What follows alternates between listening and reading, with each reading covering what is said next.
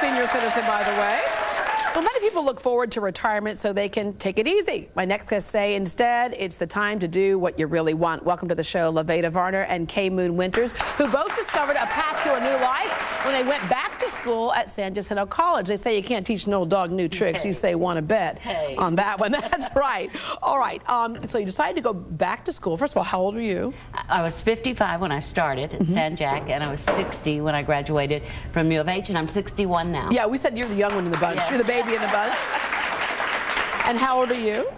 I'm 61, and I just started back to school. Wow. Okay, a lot of things have changed since the last time you've been on a campus, I'm sure. But what made you decide to want to do that?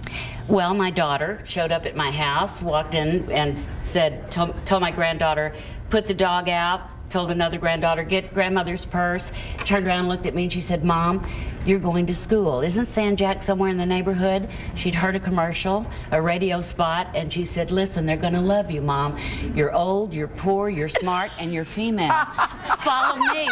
And she drugged me to San Jac, and because I never would have done it had she not. Because had you always thought, you know, I wish I had. And I think a lot of times when people retire, they go, I wish I had. And in many cases, there's no reason why you still can't, as long as you're still breathing.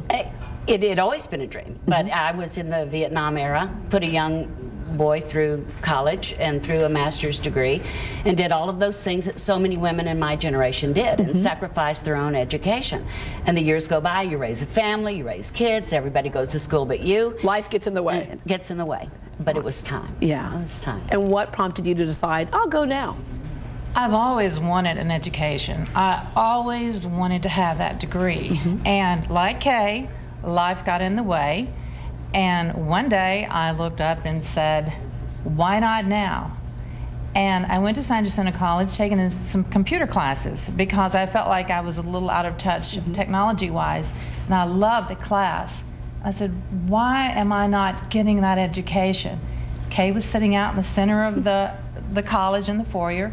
And I went to her and I said, could you please tell me how to get an education and who do I need to talk to? And luckily, she was there to guide me through that process as an older person, because you're not 18 and you don't know, and I just didn't know what to do, and I really needed direction and guidance.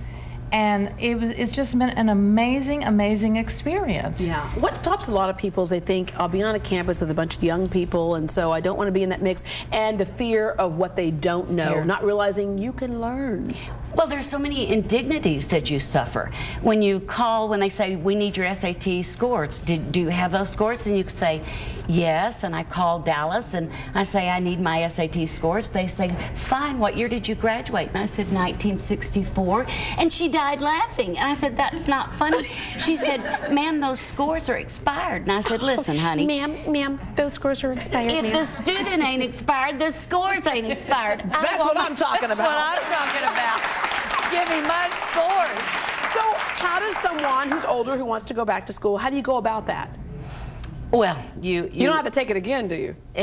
No, okay, no, good. you don't. They had to find them. And okay, so they were mimeographed, so they were, you know, it was crazy because they were so old. It had been 40 years.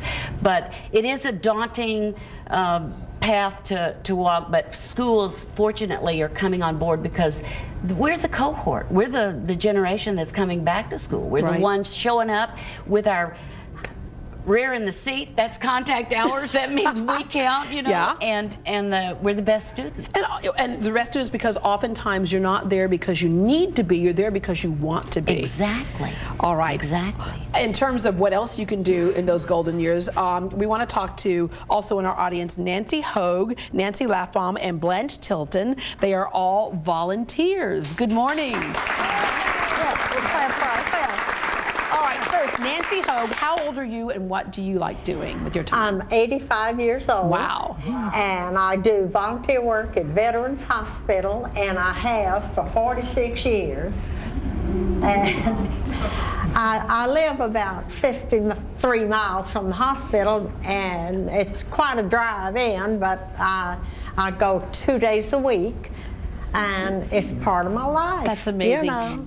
Every time when you show up, I'm sure you see many people who are younger than you, who are not as healthy as you, and you realize the blessing you have. Right. Well, I love to play golf, and I love to dance. I'd rather dance than eat, you know. I am a widow. My husband passed away 10 years ago, but I still have our house and take care of it and take care of myself. Yeah, and there's a lot of power in getting up every day with a purpose. And Nancy Lafbaum, you also volunteer? Yes, I volunteer with the Red Cross, as she does. And I am 69 years old and feeling pretty good. And I really like my volunteer work that I do. I'm now volunteering in the disaster department at the American Red Cross. And I could be there any day from anytime, one day a week to all week, depending on what the situations are. And again, waking up with the purpose is very, very empowering. Oh, yes. And Blanche, you volunteer at MD Anderson Hospital? MD, yes. I'm 95, probably older than that. There's somebody here older than me. And what My husband was a patient there, and he volunteered for about 10 or 15 years. And when he passed away, I thought, I've got the time. And I knew everybody over there anyway, and I've worked there now for about 7 years. Yeah. I work in the patient family library. I'm all over the hospital with my little cart full of books and everything. And Blanche, you know, so many people have lost spouses, and so it is important to get up and get out of the house. Oh, it's most important to do that. That's the reason I get up.